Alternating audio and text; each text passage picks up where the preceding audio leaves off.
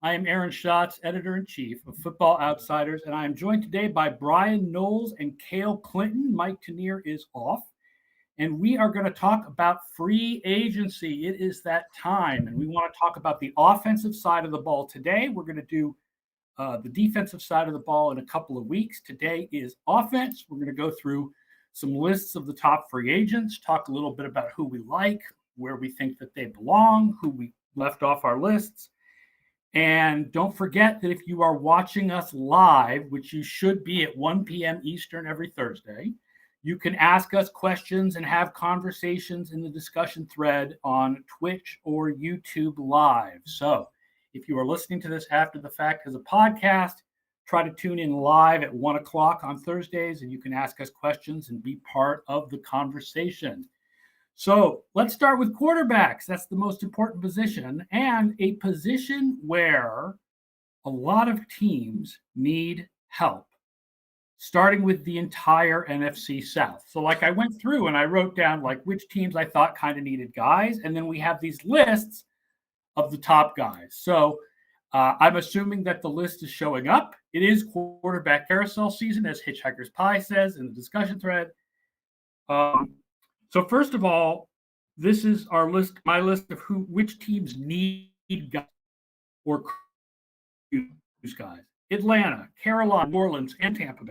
Houston, Indianapolis, Las Vegas, the New York Jets, Washington, Arizona, depending on Kyler Murray's injury. Plus, if they don't franchise the guys they have now, Baltimore, the Giants, and Seattle. That is a lot of teams.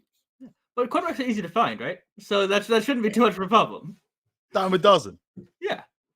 Right. I mean, so I made my list of the top. We did top six free agent quarterbacks. And here's my list: Lamar Jackson, Derek Carr, Geno Smith, Daniel Jones, Jimmy Garoppolo, and Jacoby Brissett. There's a couple of other guys floating around out there that teams might end up with, like Andy Dalton.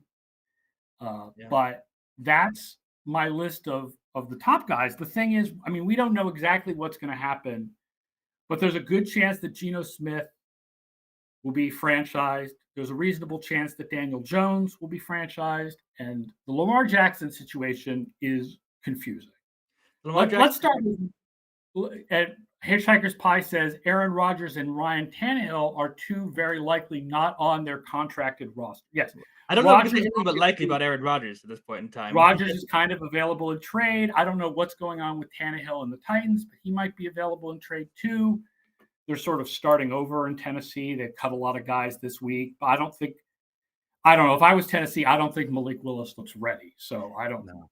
I think I would play out the last year of Tannehill's deal because right now you do not have a plan B at this point in time. So play out the last year, get someone to develop and move from there. And for Rodgers, his darkest retreat ended today, so we'll see if he saw a shadow and get 6 more weeks of trade talks, or we'll see what happens here. So the Lamar Jackson, the story came out this morning on ESPN that Baltimore did, in fact, offer to make him the highest paid quarterback in the game on an annual basis. And he said no, because they did not offer to fully guarantee it, and he wants fully guaranteed. We're getting the fallout of the Watson contract coming out here. Yeah. Sorry. Maybe we're getting ahead in the conversation. I don't even know if that's a good investment for either party, just because, like, I feel like Baltimore's in this situation where they've just they felt so ideally built for Lamar Jackson with like run heavy stuff, like some short passing game. Lamar Jackson's like a pretty elite passer, and you need the wide receiver component to this. And Baltimore's just so disinterested in getting wide receivers.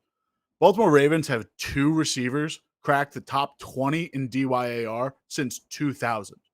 4 receivers have cracked the top 20 in DVOA. I don't know if that's their fault. I mean, they went out and spent a first-round pick on Rashad Bateman, so it's not like they haven't used any of their capital to get one. I know that, but like at some point, there's like a philosophical evaluation like gap for the Baltimore Ravens. Basically, in terms of modern times, the only real wide receiver success they've had in terms of like top 20 performances, which doesn't feel like that high a bar to clear, is one anomalous Torrey Smith season in 2014. Beyond that, where he finished top 10 in both categories. Beyond that, really, really sparse in terms of like Baltimore receiving prowess. I guess Steve Smith didn't finish in the top 20 when he was in Baltimore. And Derek Mason, you probably have to go back too many years.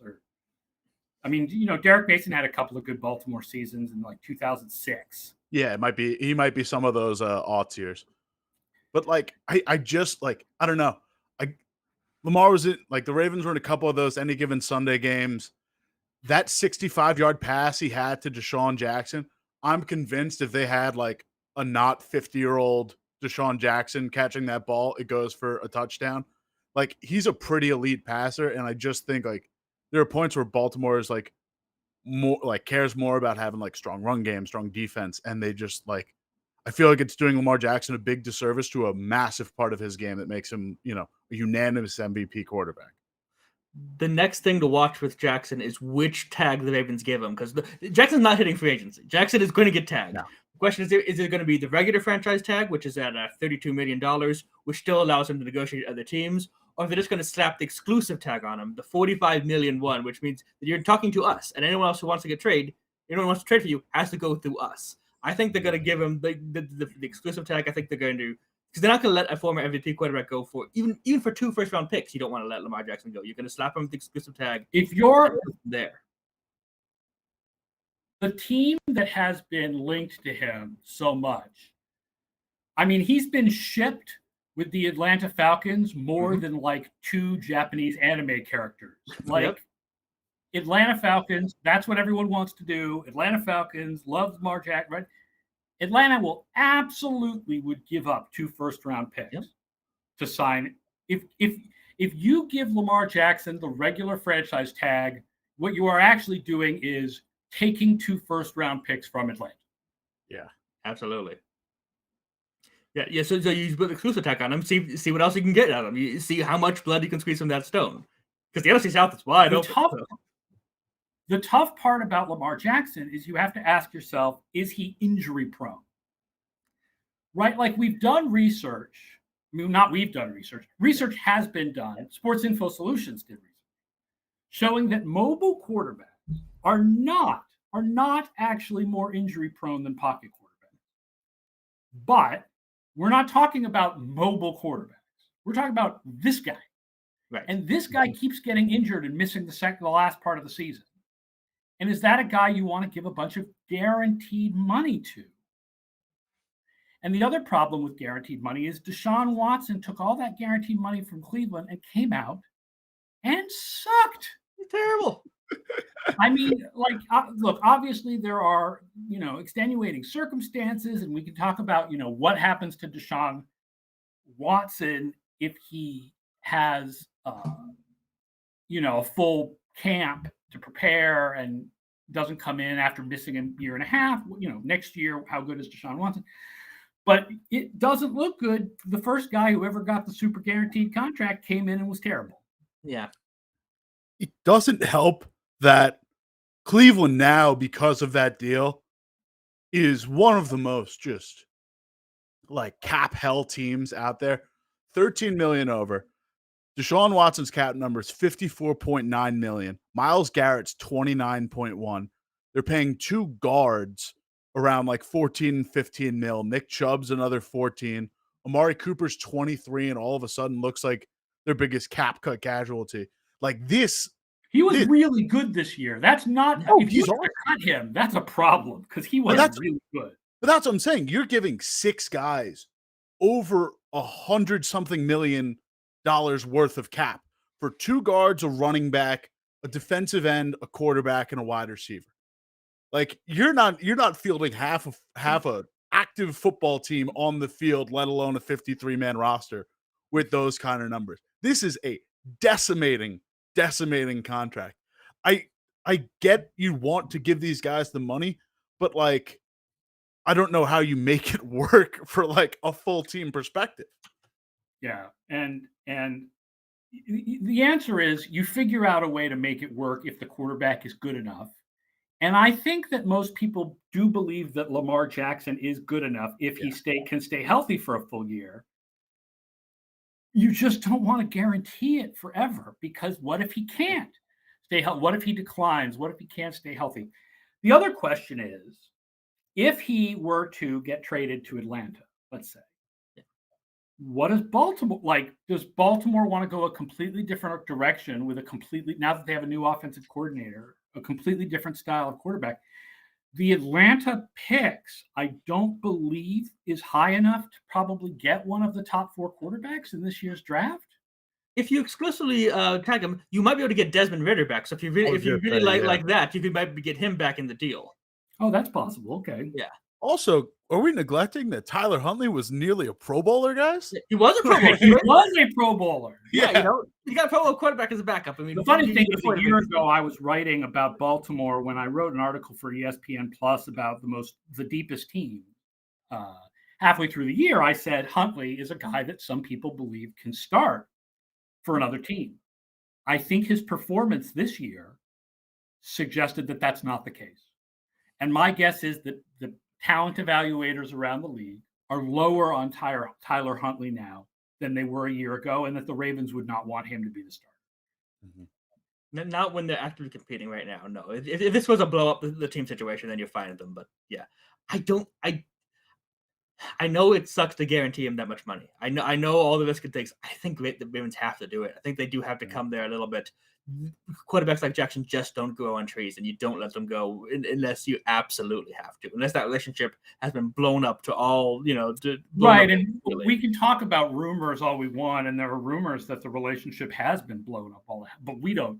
That's why the site, as I say sometimes, that's why the site is called Football Outsiders, because and not football psychologists, because I don't know what the relationship is like right now between Lamar Jackson and the Ravens front office, and whether he feels hurt emotionally hurt, Yeah. And from that outside perspective, I would just if I'm 31 other teams, maybe 28, I'd say, I'm banging down Baltimore's door to get him. Like, the fact that this hasn't been resolved, he's a unanimous MVP this young, and I understand there's injury concerns. I understand maybe there's some doubt in other aspects of his game that I don't really see, but these guys don't come available on veteran contracts that often. The last guys that do are, Brady, late Manning types who are past 30s. You don't get these guys under 30 to lock in this long. No. This is even better than when Drew Brees became a free agent, because Jackson's early career has been better than Drew Brees' early career. Yeah. Derek Carr. Does it feel? It feels like the Jets are waiting for Aaron Rodgers to come out into the light to figure out how they want to work something, and that it's going to be it feels like they want Rodgers first and Carr second, and one of those guys is going to quarterback the Jets next year. What was the report? The sales pitch to Carr said, "Come with us, and you'll be a first ballot Hall of Famer." It's like, that's insane, and I hope he understands. Derek Carr? Is this the same Derek Carr been watching for the past decade? They meant the Fresno State Hall of Fame. Yeah, I don't know. I am not excited about Derek Carr quarterbacking my team. Derek Carr is fine. Sign for a couple of years, he'll be okay. But it's okay, we have Derek Carr. How much better does that make us? You have to be a team with an offense already in place that you think Carr is going to put you over the top. And the Jets kind of fall into that category, but I just don't know. He was so bad this year. He had such a down year. One of the problems with Carr is he was a top 10 DYAR quarterback for 3 years, right? Mm-hmm. If you think of the guys you can win with middle tier of quarterbacks, he might be the best guy in that tier before this year. The problem is this year he got the receiver he needed and was supposed to get better. Yep. And instead he got worse. So you're like, was that decline just like random variation and flukiness? Or is he really in decline? Because theoretically, the idea was you add Devontae Adams, you don't decline. The argument The argument for some places is that, the Josh McDaniels scheme was hard for him he didn't pick it up. It's hard for him to learn. Okay, so we're going to put him in another new scheme, and it worked so well last year. I'm very let's rule out injuries to Renfrow, injuries to Darren Waller. I don't know, Aaron, you're a New England guy. I'm pretty low on Josh McDaniels' scheme. I'm pretty low on Josh McDaniels. No, I'm not at all, because if you think about what Josh McDaniels could do with Mac Jones, it feels pretty good. Fair. And then Kyle Orton, when he was in Denver, Kyle Orton was rocking. Yeah. I don't know. I have issues with it where he's also outside of he's an 11th place finish in DVOA in 2021, away from also having 3 straight seasons in top 10 DVOA and DYAR. And at that point, it's you're in pretty rare air for the 21st century.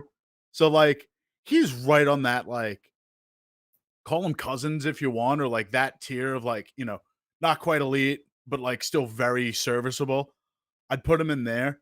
In terms of guys available, if you're New York, I'd maybe rather him over Rodgers, because Rodgers, you're dealing with, again, that outsized, that massive contract probably gets renegotiated down a little bit, but I don't know how much money Aaron Rodgers is giving up at this point to make it work. And I'd rather, a little younger of a guy for a little bit longer of a period, even if you're not getting that same level of production. I mean, if you ask me who I think will be better for the Jets in 2023, I would say I think a Rodgers rebound makes more sense than a Carr rebound. The problem is, first of all, you have to trade for Rodgers, which means you have to give up stuff for him. You have to give up stuff for a guy who may not be on your team for very long.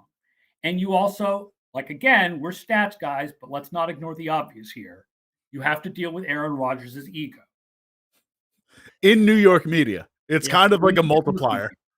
Yeah. LL Salerno says in the comment, it feels like the Jets are going to keep Carr as their second option, but there's a probable chance that if they wait too long to trade for Rodgers, they'll end up without him or Carr.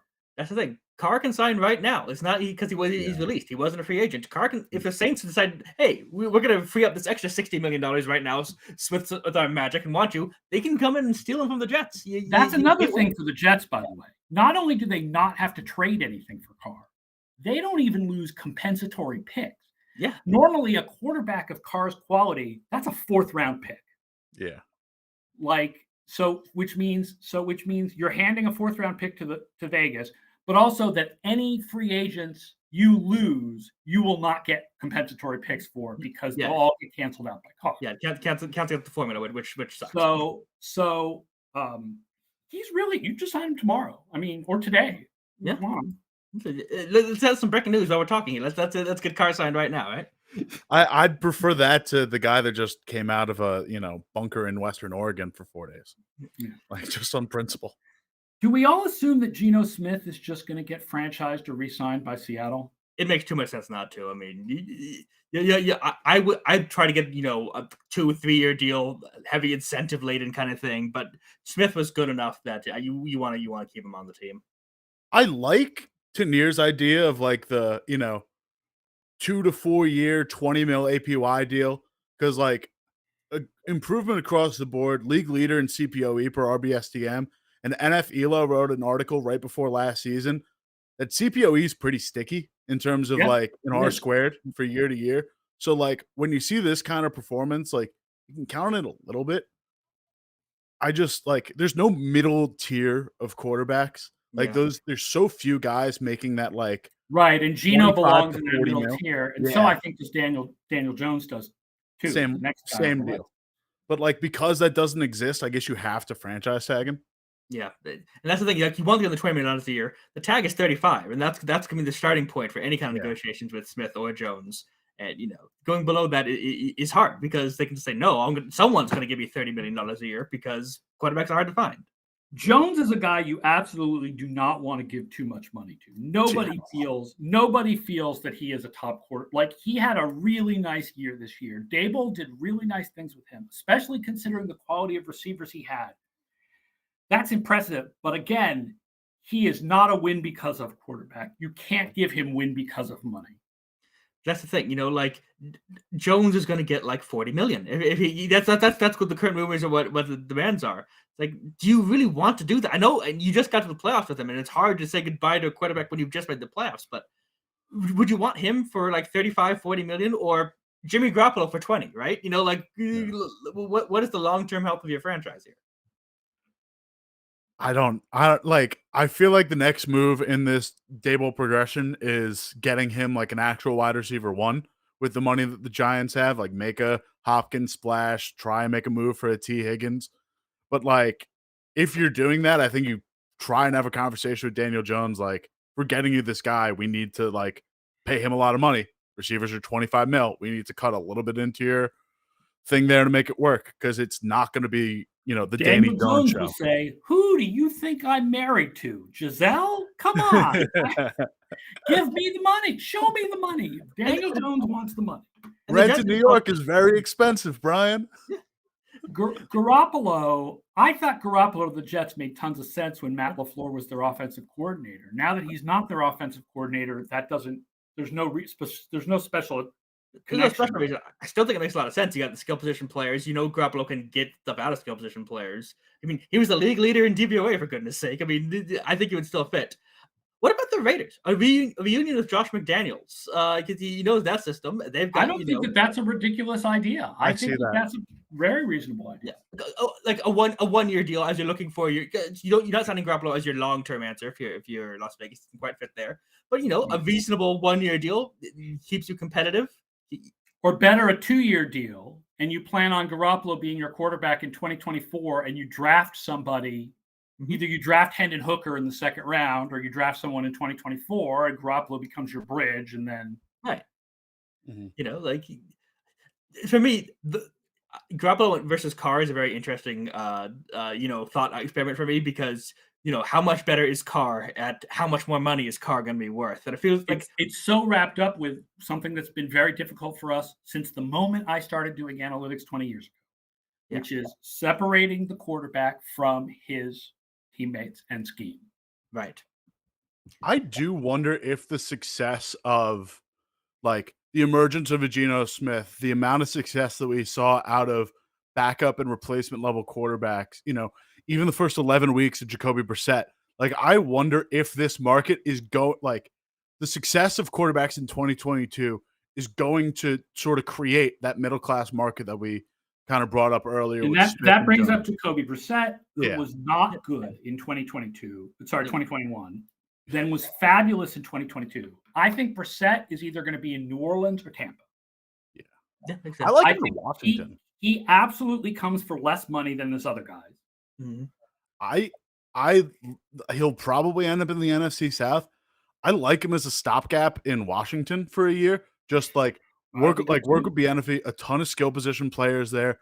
You got a chance to compete with Sam Howell.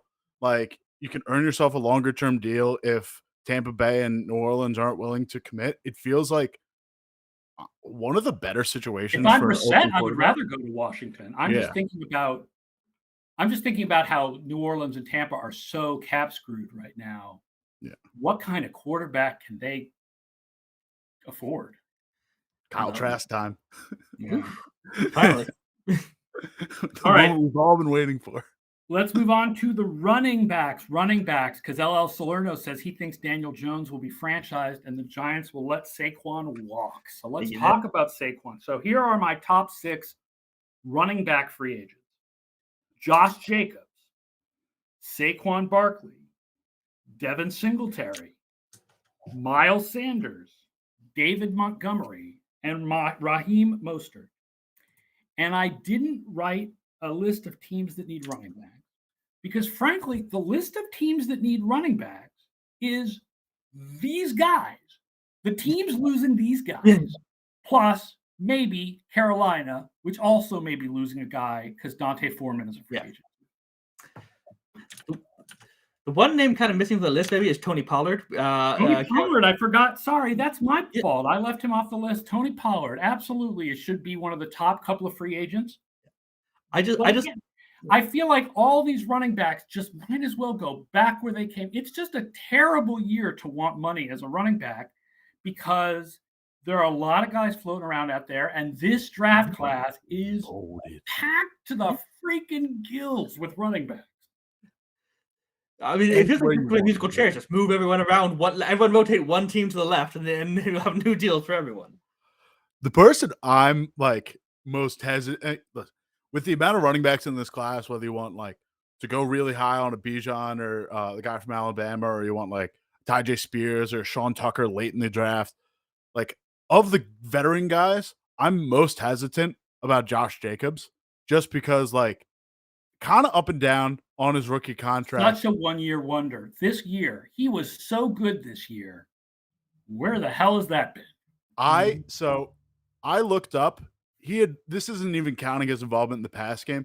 I just looked up running backs since 2010 with as many carries as Josh Jacobs, which is 340.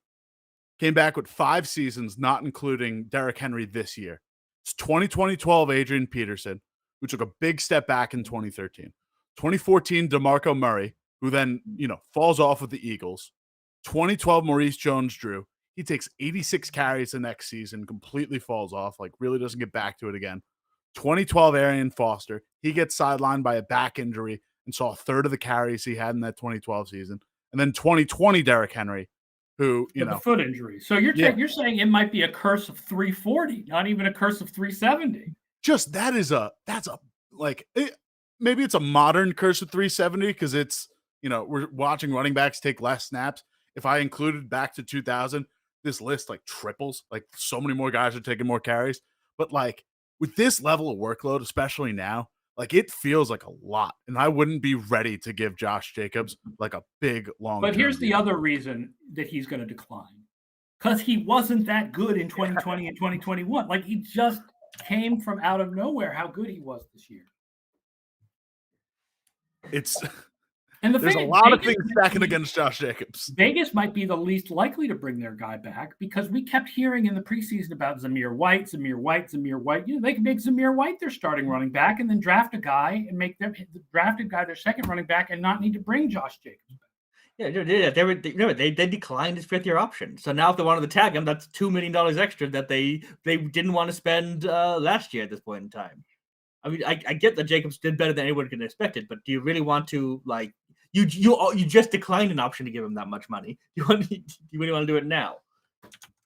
Yeah, don't let one data point throw off your entire strategy. It would be interesting to see Pollard with the Raiders. I don't know how much the like James White, Kevin Falk thing is a Josh McDaniels thing versus a Tom Brady thing, but can you imagine if you imagine Pollard in the like James White role for the Raiders? It sounds like that would be pretty awesome.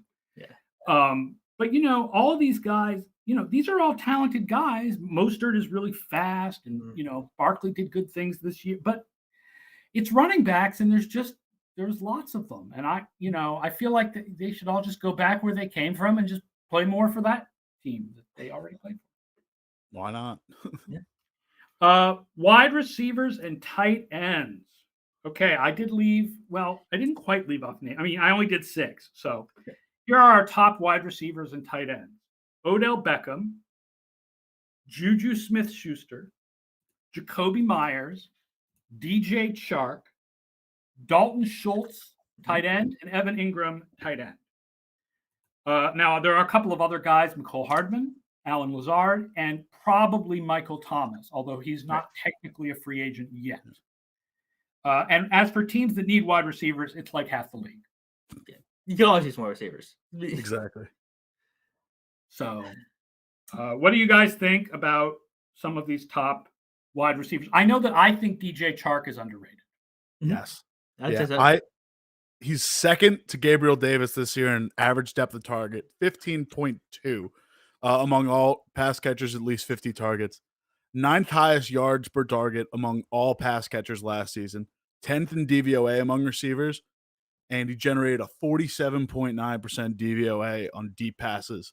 24 of his 50 targets were what we label as deep passes. So he's just like, I don't know. Maybe he's a So little. whichever teams need a field stretcher, I think DJ Chark is underrated. Maybe he's a little one-dimensional in that regard, but like probably one of the most valuable, like, mono archetypes you could have at receiver, I feel like. Hitchhiker's Pie points out, but he got to play with Jared Goff. Everyone's good with Jared Goff. Yeah, absolutely.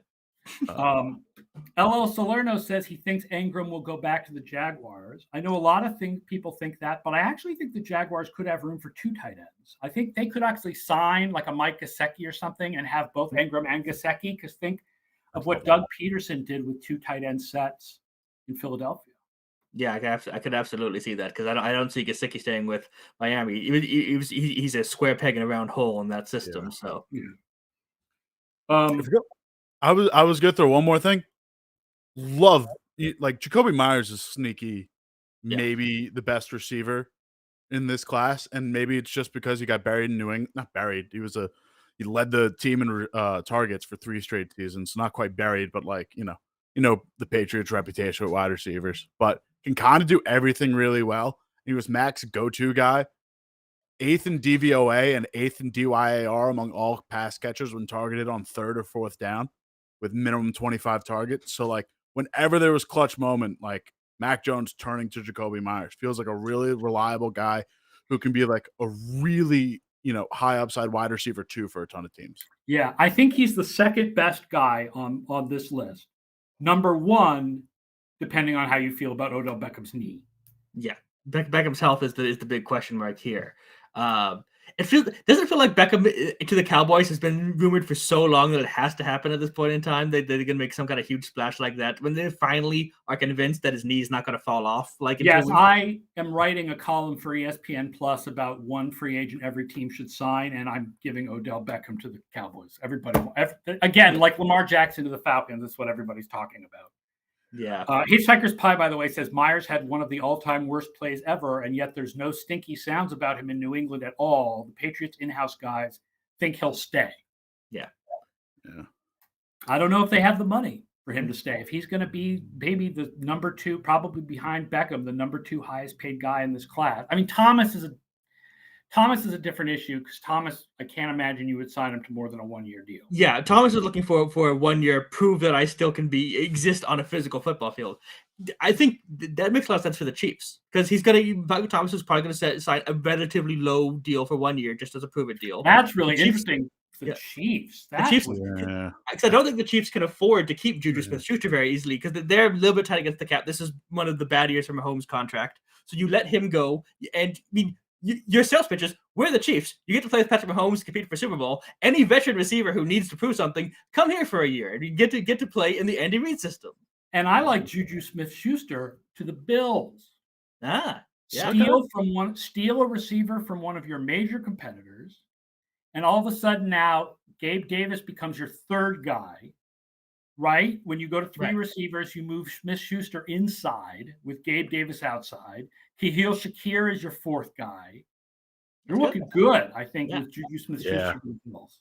I wonder if they can afford it, because the Bills are a little bit tight against the cap too. I think that the Chiefs is going to end up like, I don't know, the Panthers or something, like someone who had a lot of, or the Bears or something. Someone who's I guess if you're Smith-Schuster, you want the money, because that's exactly the point. Like there are teams that can offer them more than the Chiefs and the Bills can. The thing is, Schuster was also a part of that 21 class. I know he went back to the Chiefs or the Steelers on a 1 year, but he was part of that like Curtis Samuel, Corey Davis, Kenny Golladay class that just, in hindsight, really, really bad wide receiver free agency class there, which I worry that like some team's going to mortgage their future given Juju a long-term deal with a lot of money, and it's going to be a problem. That sounds like 100% like something the Bears or Panthers would do. So, let's talk about offensive tackles. Here is my list of the top 6 offensive tackles. And for the 6th one, it's all about potential. Orlando Brown, Caleb McGarry, Jawan Taylor, Mike McGlinchey, Andrew Wiley, and then Andre Dillard. Because I still think some team is going to think about Andre Dillard and be like, this is a guy who was a 1st-round pick 4 years ago. He could do, he just never got quite got his chance in Philadelphia, I wonder what he could do for us. The fact that Dillon's the sixth guy means this is a good year to be a tackle in free agency because the more teams need one than there are players available. I think that is true. More teams need one than there are players. There are, there's some good first round offensive tackles in the draft. And the kid from Northwestern, for example, and I think there's a kid from Alabama. And what do I know about the draft? But right. I have listed as my teams that could use at least one offensive tackle: Arizona, Chicago, Denver, Indianapolis, Jacksonville, Kansas City, Vegas, New England, San Francisco, and Tennessee. Kansas is interesting because they tagged Orlando Brown last year, and there was a bit of a annoyance, I think, that Brown got tagged there. If they want to tag him again, that bumps the number up from 18 million to 20 million. Like, I'm not sure it's going to happen there. It feels like the Chiefs want to keep him around, but they don't want to give him the long-term deal. He's declined the last couple of years. Like, his blown blocks and SIS charting have gone up and then gone up again. And he was not one of the top left tackles in the league this year. I was going to ask you guys about that because both Brown and Wiley, like Brown, career high 38 blown blocks 2022. That's up from 29 in 2021. 31 of those come in pass, bro. Andrew Wiley, 45 blown blocks. Second most among any offensive lineman, minimum 500 snaps. But Chiefs also fifth in adjusted sack rate, led the league in that's Mahomes. That is Mahomes. I know that, but like you just let like these are not great tackles, and you have one of the best quarterbacks in the league at avoiding pressure. Your interior is all set. Like most of your like cleaning up the pressure in there. Those guys are all sub 2 blown block rates. Like, do you just let both your tackles walk and try and figure it out? And like, I think they want to bring Brown back. My guess is Wiley goes bye-bye. Yeah. I mean, these guys I mentioned are pretty much all right tackles except for Brown. Yeah. Yeah. Like left tackles are probably, unless you turn to the draft, might be a little bit tougher, but like, I don't see how you can keep both those guys around. I point out that a lot of people do feel that offensive tackle is stacked in this draft, up there with cornerback and running back is the most stacked positions in this draft, I think. And, but I don't know what left tackles. I don't know if there's a first day starting left tackle who will be there at 31. Yeah. I don't know. Plug a day 2 guy in. There's like a, decent amount of left tackles, but tougher thing. I think you got a longer leash when you have one of the most sack avoidant quarterbacks in football right now. It makes Bushbuilding a lot easier when you have Mahomes. That's absolutely true.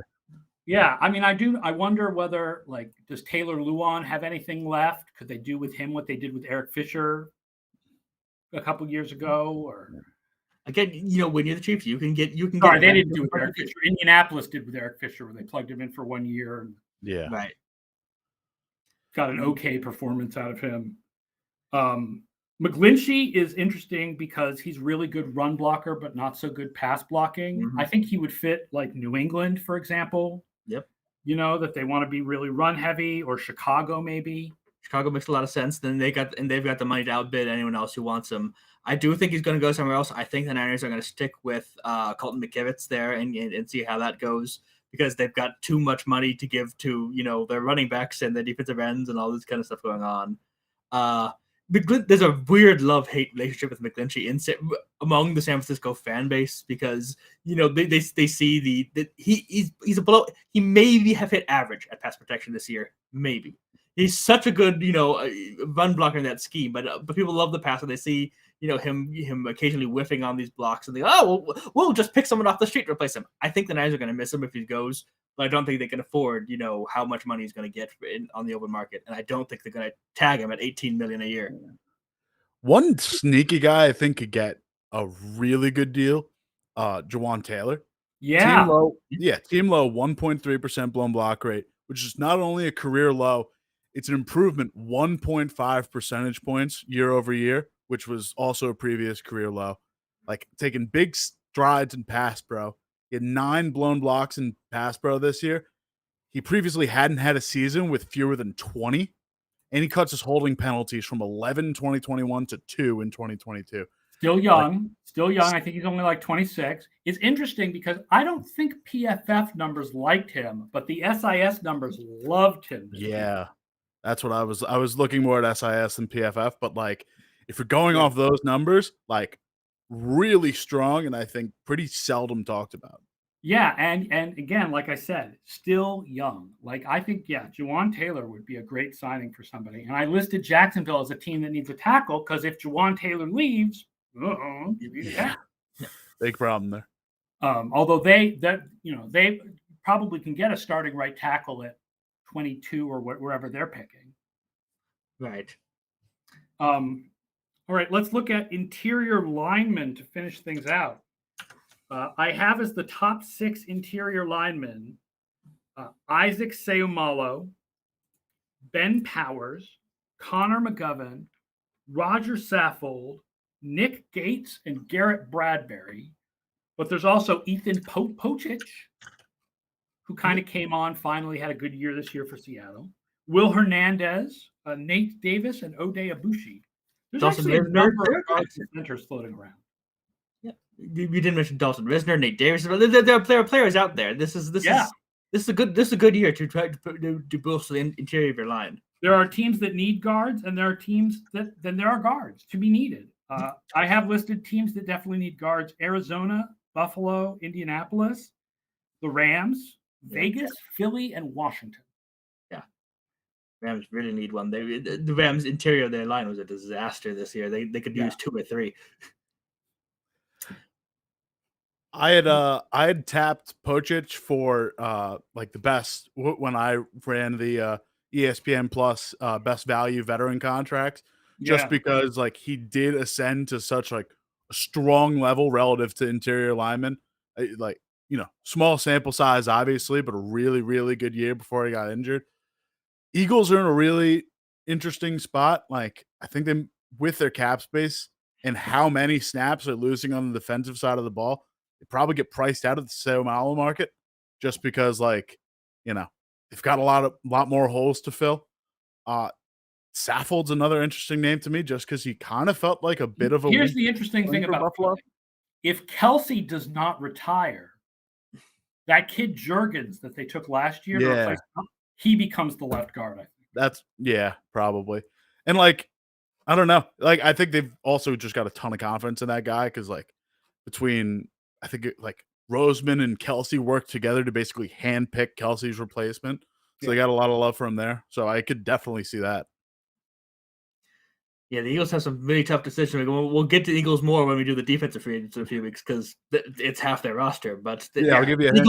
Eagles pushed so much all in to get this year, and it mostly worked. They got the second. Second's good. I mean, I don't. Mike argues with the idea that the Eagles were all in, but they definitely their defense had a lot of veterans.